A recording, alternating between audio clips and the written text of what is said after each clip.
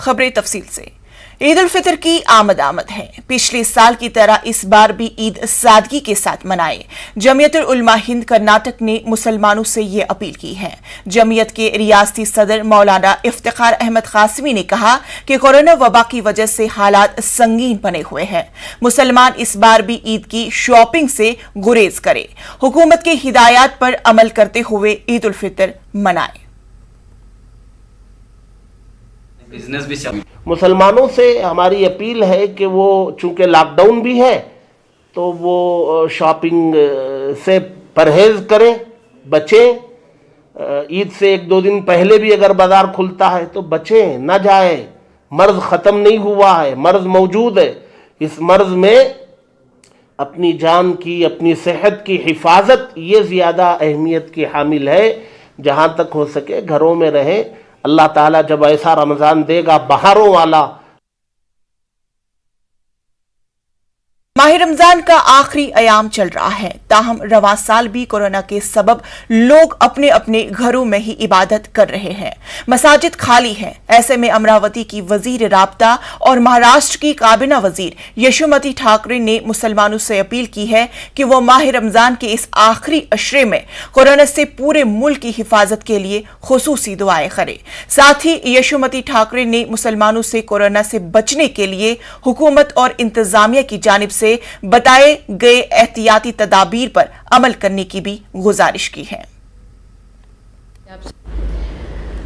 Corona है और corona अपने देश से ये पूरे पृथ्वी से निकल जाए, ऐसी दुआ भी करना।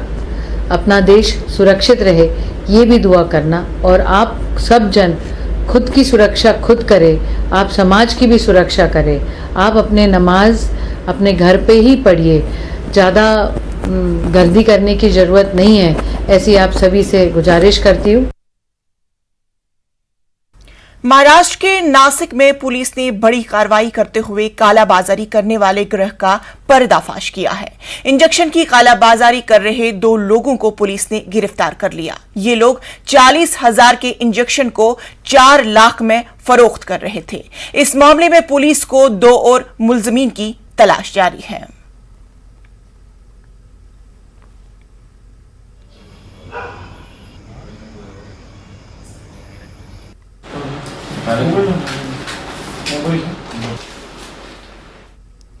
पुणे के अस्पताल में डॉक्टर मोखंद और उनकी अहलिया कोरोना मरीजों के इलाज का काम कर रहे हैं। डॉक्टर मोखंद के खानदान पर भी दुखों का पहाड़ टूट पड़ा है। उनकी वालिदा और भाई कोरोना से मुतासर हो गए थे और वालिद की कोरोना से मौत हो गई।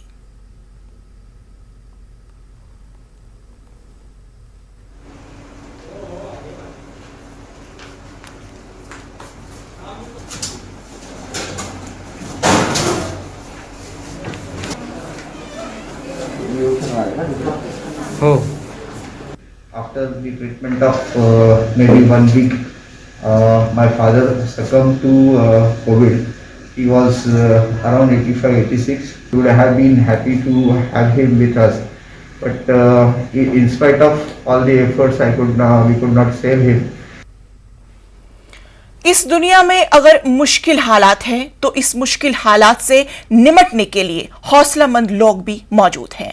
ऐसे ही एक कहानी है गाजियाबाद से। गाजियाबाद शालीमार गार्डन इलाके में एक रेस्टोरेंट है जो कोरोना की वजह से पूरी तरह से बंद है, लेकिन यहां का स्टाफ पूरी तरह कोरोना मरीजों की खिदमत में लगा हुआ है। रोजाना 200 पैकेट खाना तैयार करके कोरोना मरीजों के घरों को मुफ्त में पहुंचाया जा रहा है। इन लोगों ने एक नंबर भी जारी किया है जिस पर राबता करने पर उनके घर लंच और डिनर का इंतजाम मुफ्त में किया जाता है।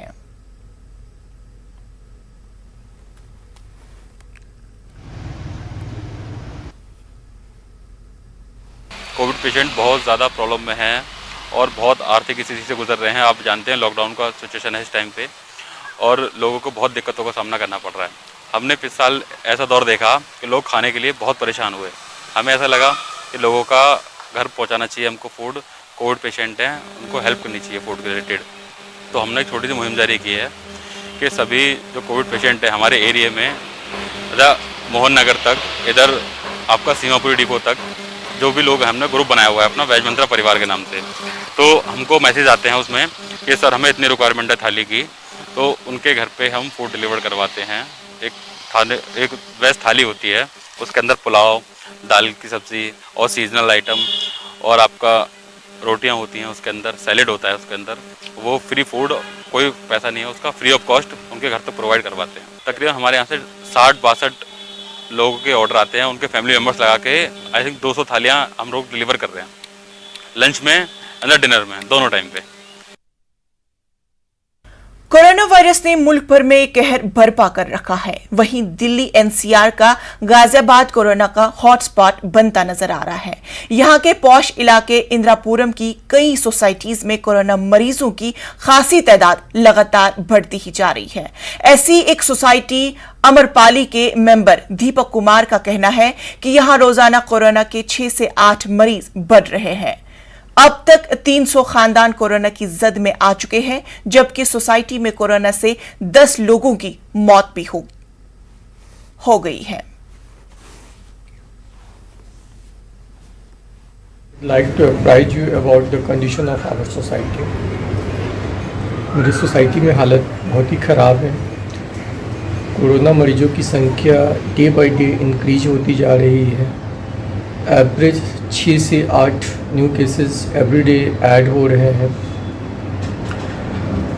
अप्रैल के समवेयर अराउंड 10 to 15 अप्रैल के बीच में हमारे पास सिर्फ 10 से 20 कोरोना पॉजिटिव केसेस थे, जो कि बढ़ के 21 अप्रैल को 120 हो गया था। 21 अप्रैल को हमने डिस्ट्रिक्ट एडमिनिस्ट्रेशन को, chief secretary and chief minister को ट्वीट करके रिक्वेस्ट किया था कि प्लीज़ कुछ कीजिए ताकि ये बहुत बड़ा कंटेनमेंट जो ना बन पाए।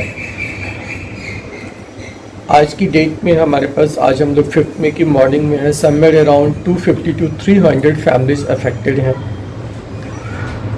और ये संख्या डेली बढ़ती जा रही है। अभी तक सोसाइटी में कोविड से 10 लोगों की डेथ भी हो चुकी है। 10 अप्रैल ऑनवर्ड से अभी तक 10 लोगों की डेथ भी हो चुकी है, जिसमें 5 लोगों की डेथ हॉस्पिटल में हुई है और 5 ऐसे लोग हैं जो सीनियर सिटीजन थे जिनकी डेथ घर पे ही हुई है, जो कि ऑलमोस्ट असिम्प्टोमेटिक थे, लेकिन all of sudden with in 2 days उनके साथ ऐसा हो गया। चूँकि उनकी जांच भी नहीं हुई है तो ये कहना मुश्किल है कि क्या था, लेकिन जो संभावना है पूरी तरह यही इंगित करता है कि उनकी डेथ, उन सीनियर सिटीजन की भी डेथ कोरोना से हुई है।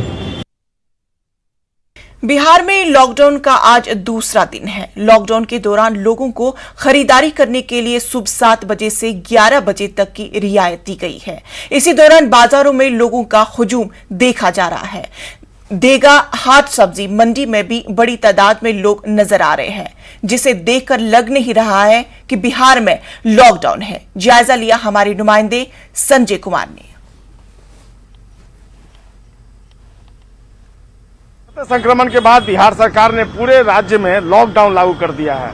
मकसद ये कि लोगों का सोशल डिस्टेंसिंग जो है वो मेंटेन रहेगा और 7 से 11 बजे तक छूट इस मकसद से दी गई थी कि लोग सोशल डिस्टेंसिंग का पालन करेंगे, मास्क पहनेंगे, भीड़ भाड़ से बचेंगे। 144 धारा लागू कर दी गई थी पहले भी। और ये तस्वीर देखिए पटना के दीघा घाट की है, किस कदर यहाँ पर भीड़ जो है वो उमड़ी है सब्जी मंडी में। लोगों का सोशल डिस्टेंसिंग का कोई ख्याल नहीं है और वाकई में ये तस्वीर जो है वो चौंकाती है। हमें चौंकाती इस मायने में है कि लॉकडाउन है और लॉकडाउन में लोग शायद नियमों को भूल गए हैं कि उन्हें किस नियम का पालन करना है। और 7 बजे से दुकानें खुल रही हैं, लेकिन पटना में 6 बजे से पहले ही सारी दुकानें खुल जा रही हैं। सोशल डिस्टेंसिंग का क्या ख्याल है ये आप बखूबी समझ सकते हैं लोगों की भीड़ भाड़ को देखते हुए कि यहाँ किस कदर लोगों ने सोशल डिस्टेंसिंग की धज्जियां उड़ाई हुई हैं। और वाकई में ये तस्वीर जो है वो कई सवाल खड़े करती है। प्रशासन केवल सख्ती नहीं कर सकता, आपको भी समझना होगा कि हमें हर हाल में लॉकडाउन को मेंटेन रखना है, सोशल डिस्टेंसिंग को बनाए रखना है। हर दिन 4 घंटे दुकानें खुलेंगी और इस 4 घंटे में आप अपनी सारी खरीदारी कर सकते हैं। लेकिन देखिए ये तस्वीर जो है, ये तस्वीर हमें चौंकाती है। चौंकाती इसलिए है कि हम सरकार द्वारा बनाए गए नियमों का पालन क्यों नहीं करते हैं। ये नियम हमारी सुरक्षा के लिए बनाए गए हैं। जिस तरीके से कोरोना ने लोगों की जिंदगी छीन ली है, वैसे में वाकई में ये सवाल खड़ा होना लाजमी है कि क्या हम अपने को संक्रमण से मुक्त कर पाएंगे। चेन तोड़ने के लिए भीड़ भाड़ से बचना बहुत जरूरी है। छोटे छोटे बच्चे भी हैं, रोजी रोटी भी एक समस्या है और लोग शायद पेट की आग के आगे जो बेचने वाले लोग हैं वो सोशल डिस्टेंसिंग को भूल रहे हैं। जो आम लोग पहुंच रहे हैं उनसे भी गुजारिश है कि वाकई में वो समझें, परिस्थिति को समझें कि क्या हालात बने हैं। नगर निगम के कर्मी हमारे कैमरे को देखकर बहुत एक्टिव दिख रहे हैं। क्यों सोशल डिस्टेंसिंग मेंटेन नहीं? इधर आइए, आप नगर निगम से हैं, इधर आइए। ठीक है, अभी ड्यूटी का समय है, बाद में बात करिए। यहाँ आइए ना, इनके लिए ड्यूटी का समय है, लेकिन जो तस्वीरें हैं वह वाकई में कई सवाल खड़ा कर रही हैं कि क्या सोशल डिस्टेंसिंग है और अगर लॉकडाउन है तो क्या इसी तरीके का लॉकडाउन राजधानी पटना में लागू रहेगा। कैमरा पर्सन मनीष चुनीजा के साथ संजय कुमार, न्यूज 18 पटना। बिहार में कोरोना वबा की रफ्तार को कम करने के लिए पब्लिक ट्रांसपोर्ट की गाड़ियों में 50% की मुसाफिरों को बिठाने के लिए गाइडलाइंस जारी की गई है, लेकिन पटना में ऑटो ड्राइवर्स खुलेआम गाइडलाइंस की धज्जियां उड़ाकर मुसाफिरों को बिठा रहे हैं, जिसकी शिकायत करने पर आज डीटीओ ने चेकिंग मुहिम का आगाज किया है और कई ऑटो ड्राइवर्स पर जुर्माना भी आयद किया है। बिहार में कोरोना के बढ़ते संक्रमण के बाद जारी लॉकडाउन में सार्वजनिक परिवहन के लिए भी कई तरह के इंस्ट्रक्शंस दिए गए हैं। सबसे बड़ी बात है कि जो सवारी गाड़ी है उसमें आधे पैसेंजर को ही बिठाना है, लेकिन पटना में इसकी धज्जियां उड़ती दिख रही है। ऐसे में जिला परिवहन पदाधिकारी पटना के नेतृत्व में एक टीम निकली है सड़कों पर और ऐसे ऑटो चालकों और दूसरे वाहनों के खिलाफ लगातार कार्रवाई चल रही है जो निर्धारित मापदंड की अवहेलना कर रहे हैं और जो पैसेंजर्स की संख्या निर्धारित की गई है उससे अधिक पैसेंजर अभी वो लोड कर रहे हैं। पटना डीटीओ भी हैं, हम उन्हीं से बात कर लेते हैं। किस तरह की कार्रवाई आप लोग कर रहे हैं? अभी हम लोग जो यात्री वाहनों में 50% क्षमता का जो बैठान क्षमता निर्धारित किया गया है सरकार द्वारा, उसके विरुद्ध जो वाहन चल रहे हैं उन पर हम लोग कार्रवाई कर रहे हैं। और बसों में तो स्थिति अच्छी है, बसों में हम देख रहे हैं कि क्षमता के आधा ही सवारी ले जा रहे हैं, लेकिन ऑटो रिक्शा में कुछ में हम लोगों ने करीब 12-14 ऑटोज में फाइन किया है। कल हम लोगों ने समझा भी दिया था और लगातार कार्रवाई चल रही है। बसों में जो प्रोटोकॉल है कोविड का उसको। वक्त हुआ छोटे से वक्फे का, मिलते हैं ब्रेक के बाद इस्तकबाल। अब बात करते हैं मध्य प्रदेश की, जहां कोरोना के बढ़ते कहर और अस्पतालों में तिबी सहूलियात का फुकदान का इल्जाम अभी तक अपोजिशन हुकूमत पर लगाती रही है, मगर अब तो खुलेआम शिवराज सिंह हुकूमत को भी अपनों की ही तनकीद का निशाना बन रही है। अजय विश्नोई, प्रदीप जायसवाल के बाद अब विनीत प्रदेश के बीजेपी के सीनियर लीडर नारायण त्रिपाठी ने न सिर्फ विनीत प्रदेश के अस्पतालों में तिबी सहूलियात के फुकदान का इल्जाम लगाया है, बल्कि वजीर आला शिवराज सिंह को खत लिखकर पूरी रियासत में मुकम्मल लॉकडाउन के मुतालबा किया है। वहीं वजीर आला शिवराज सिंह का कहना है कि हुकूमत शहरियों को तबी सहूलियात पहुंचाने के अपने वादे पर पाबंद है। बिंदर में हमारे संभाग रीवा में जितने वेंटिलेटर सब ठप बंद पड़े हैं। ये बड़ा दुर्भाग्य है कि इस पूरे प्रदेश में इस बिंद में एक एक आदमी, हमारा युवा वर्ग, हमारा बुजुर्ग, हमारे करीबी लोग, हमारे अपने लोग तमाम दुख तकलीफ यातना झेलते हुए मृत्यु के गाल पर समा रहे इस कोरोना महामारी से। शिवराज जी को मैं पत्र लिखा कि शिवराज जी, इस प्रदेश की जनता के साथ आपने रिश्ता बनाया, किसी को बहन बनाया, भांजे भांजी बनाए, बुजुर्गों को तीर्थ दर्शन योजना का लाभ दे के बोले मैं पुत्र धर्म का निर्माण कर रहा हूं। ये फर्ज बनता, अब ये दौर है कि आप इस पूरे मध्य प्रदेश में दवाई उपलब्ध कराइए, बेड उपलब्ध कराइए, ऑक्सीजन दीजिए, वेंटिलेटर दीजिए और ये धर्मों का निर्वहन कीजिए। दूसरा, हमने मरीजों को होम आइसोलेशन की व्यवस्था, कोविड केयर सेंटर, एक किल कोरोना अभियान 2 चलाए, जिसमें गांव-गांव में हमने टीमें भेज दी है कि कहीं अगर संक्रमित है, मतलब संक्रमित टेस्ट के बाद नहीं मानेंगे, अगर सर्दी, खांसी, बुखार, जुकाम कुछ भी है तो तुरंत उसको किट दे देना ताकि उसका इलाज प्रारंभ हो जाए और संक्रमण फैल ना पाए। एक बात मैं कहूंगा कि इससे अगर गंभीर रूप से कोई बीमार होता और मौत होती है तो वो लापरवाही के कारण, कई दिन तक बताया नहीं, घर में बैठे रहे, सर्दी जुकाम बुखार है, घर में ठीक हो जाएंगे, तब तक ये लंग्स में चला गया। अगर लंग्स में अगर ये चला गया तो कठिनाई पैदा करता, हम लोग जानते हैं। और इसलिए हमने तय किया गांव गांव में सर्दी जुकाम बुखार किसी के भी अगर पेशेंट है तो तुरंत उनको पहचानना। तो चलिए सीधा रुख करते हैं अपने नुमाइंदे मेहताब आलम का। मेहताब, ये बताइए कि शिवराज सिंह हुकूमत किस हद तक नाकाम साबित हो रही है, चूंकि हर जानिब उन्हें तनकीद का निशाना बनाया जा रहा है।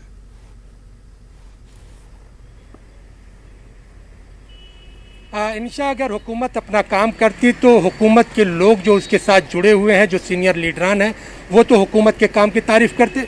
अगर हुकूमत काम करती तो जूनियर डॉक्टर स्ट्राइक पर नहीं जाते।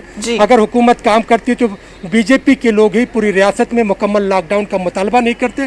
तो इससे अंदाज़ा होता है कि हुकूमत जो है अखबारात में बड़ी बड़ी सुर्खियाँ इश्तिहारात देकर अगर कुछ मैनेज करना चाहती है तो ज़मीनी सतह पर हक़ाइक़ कुछ और है।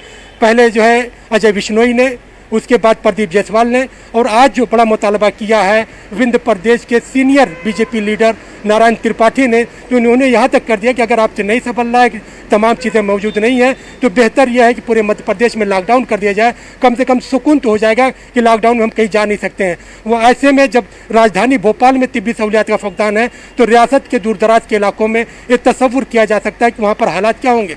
और उसी बीच में जूनियर डॉक्टरों का स्ट्राइक पर चले जाना ये बताता है कि हुकूमत जो है कुछ और कह रही है लेकिन ज़मीनी हक़ाइक़ कुछ और है। और अगर अब भी हुकूमत ने इस तमाम चीज़ों पर गौर नहीं किया, बयानबाजी से बाहर निकल अगर अमली इक़दाम नहीं किए तो अपोजिशन को छोड़िए, उसके लोग ही जिस तरह से बगावत कर रहे हैं, ये बगावत और भी बड़ी हो जाएगी और हुकूमत के लिए मुश्किलात खड़ी होंगी। बिल्कुल मेहताब, हम हर बार ये देखते ही आ रहे हैं कि जो जितने भी हुकूमत के दावे हैं, वादे हैं, वो तमाम वादे दावे जो है वो शराब साबित हुए। लेकिन अब हर जानिब जिस तरह से तनकीद का निशाना बनाया जा रहा है और अस्पतालों में आप देख रहे हैं कि किस तरह का तिब्बी सहूलियात का फुकदान है, रेमडेसिविर इंजेक्शन की कालाबाजारी हो रही है, ऑक्सीजन की किल्लत का सामना दरपेश है, तो ये सब चीजें मद्देनजर रखे हुए आपको किस हद तक लगता है कि ये जो हुकूमत है नाकाम होती हुई दिखाई दे रही है?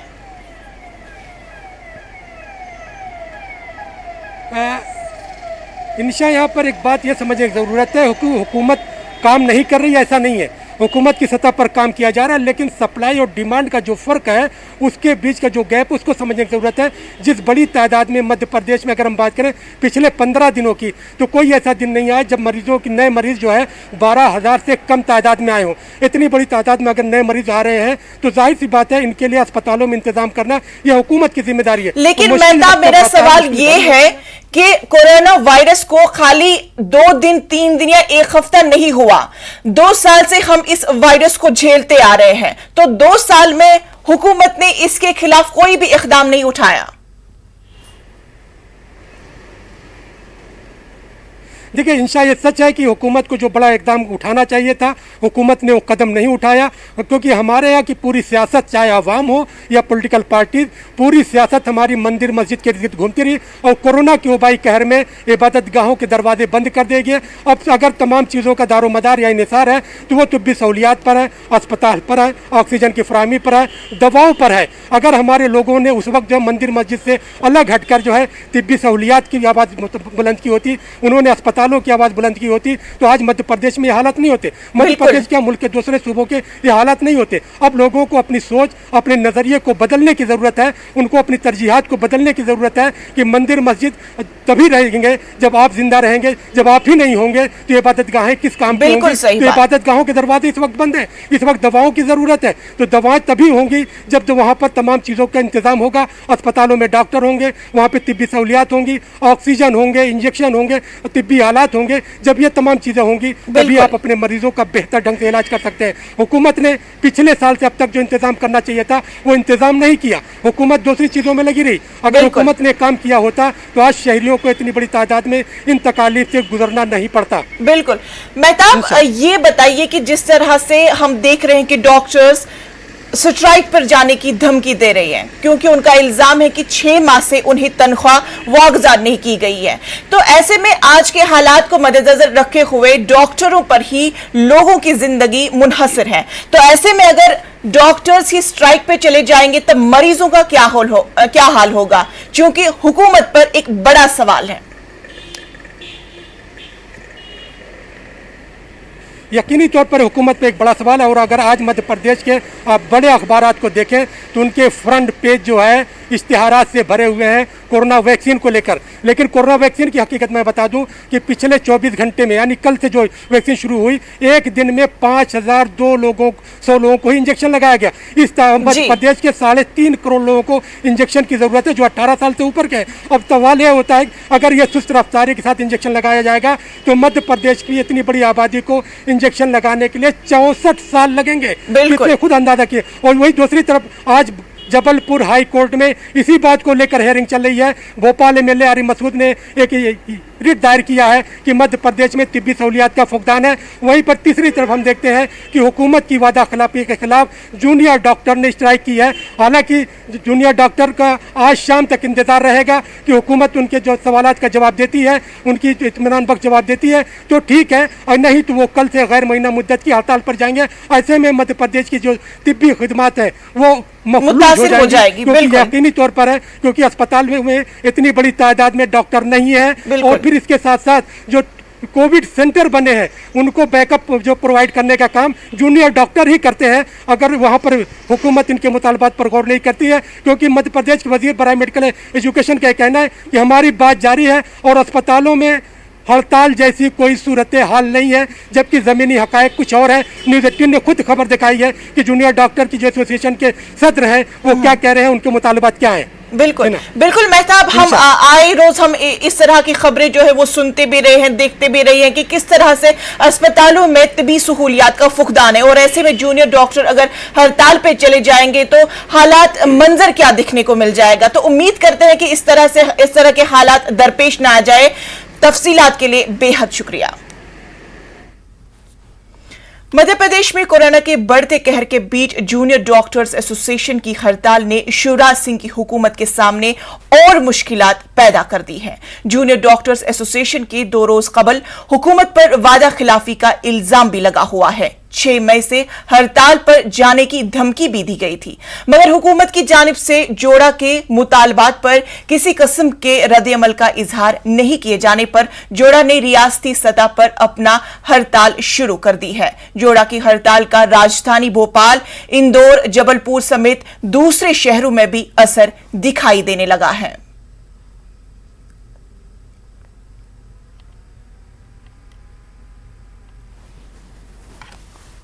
आज पूरा जूड़ा भोपाल और पूरा मध्य प्रदेश का जूड़ा हड़ताल पे है। इसका पूरा जो हमारी मुख्य मांगे हैं ये आज से ही नहीं, 1 महीने पहले से ही शुरुआत हो गई थी। हमने सरकार को 6 महीने पहले इस चीज़ का नोटिस दिया था और 1 महीने पहले इसका रिटन नोटिस इस चीज़ का भी दे दिया था कि हम हड़ताल पे चले जाएंगे अगर हमारी मांगे पूरी नहीं की गई तो।